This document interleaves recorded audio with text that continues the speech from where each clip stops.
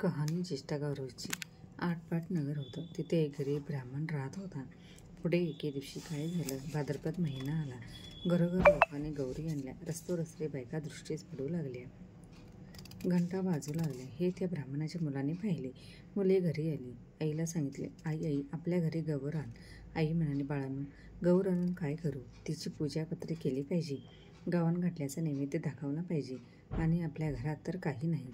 तुम्ही बापाजवळ जा, बाजारातलं सामान आणायला सांगा. सामान आणलं म्हणजे गौर आणि मुले तिथून उठली. बापाकडे आली. बाबा बाजारात जा, गावान घातल्याचं सामान आणा म्हणजे आई गौर आणली. बापानं घरा चौकशी केली. मुलांचा नाद ऐकला. मनात फार दुःखी झाला. सोन्यासारखी मुले आहेत, पण त्यांचा हट्ट पुरविता येत नाही.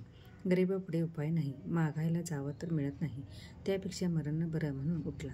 देवाचा धावा केला. तळ्याच्या पाळी गेला. जीव द्यावा म्हणून निश्चय केला. अर्ध्या वाटेवर गेला. इतक्यात संध्याकाळ झाली. जवळच एक म्हातारी सवाशीण भेटली. तिने त्याची चाहूल ऐकली. कोण म्हणून विचारली. ब्राह्मणाने हकीकत सांगितली. म्हातारीने त्यांचं समाधान केलं. बोधाच्या 4 गोष्टी सांगितल्या. ब्राह्मणाने म्हातारीला घरी आणलं. बायकोनं दिवा लावला. चौकशी केली. पाहुण्या बाई कोण आणल्या म्हणून विचारली. नवऱ्याने आजी म्हणून सांगितलं. बायको घरात गेली आणि अंबिल्या करता कन्या पाहू लागली. तो मडकं आपल्या कन्याने भरलेलं दृष्टीस पडलं. तिला मोठे नवल वाटलं. ही गोष्ट तिने आपल्या नवऱ्याला सांगितली. त्याला मोठा आनंद झाला. पुढे पुष्कळ पेच केली. सगळ्यांनी पोटभर खाल्ली. सगळीजणी आनंदाने निजली. सकाळ झाली तशी म्हातारीने ब्राह्मणाला हाक मारली. मुला मला नाव घालायला सांग म्हणून म्हणाली. गावन घातलं देवाला कर. नाही काही म्हणू नको.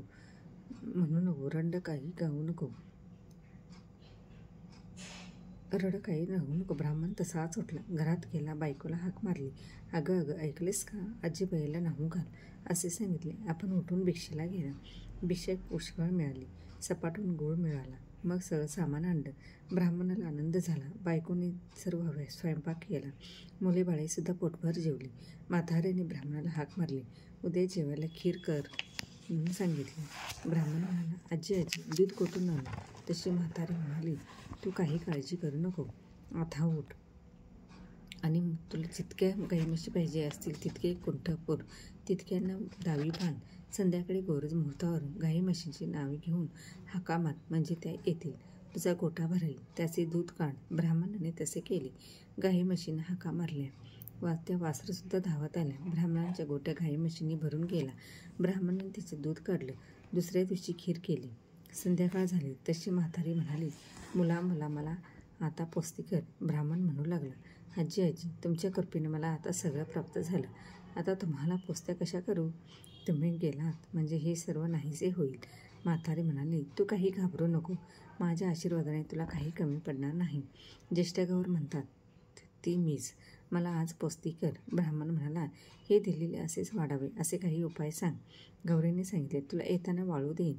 ती साऱ्या घरभर टाक. हांड्यावर टाक, मडक्यावर टाक, पेटीत टाक, गोट्यात टाक. असे केलंस म्हणजे कधी कमी होणार नाही. ब्राह्मणाने बरं म्हटलं. तिची पूजा केली. गौर आपली प्रसन्न झाली. तिने आपलं व्रत सांगितले. भादव्याच्या महिन्यात तळ्याच्या पाळी जावी. 2 खडे घरी आणावे. ऊन पाण्यानं धुवावे. ज्येष्ठा गौर व कनिष्ठा गौर म्हणून त्यांची स्थापना करावी. त्यांची पूजा करावी. दुसरे दिवशी गावन तिसरे दिवशी खीरपोळीचा नैवेद्य दाखवावा. सवासणीची ओटी भरावी. जेवू घालावं.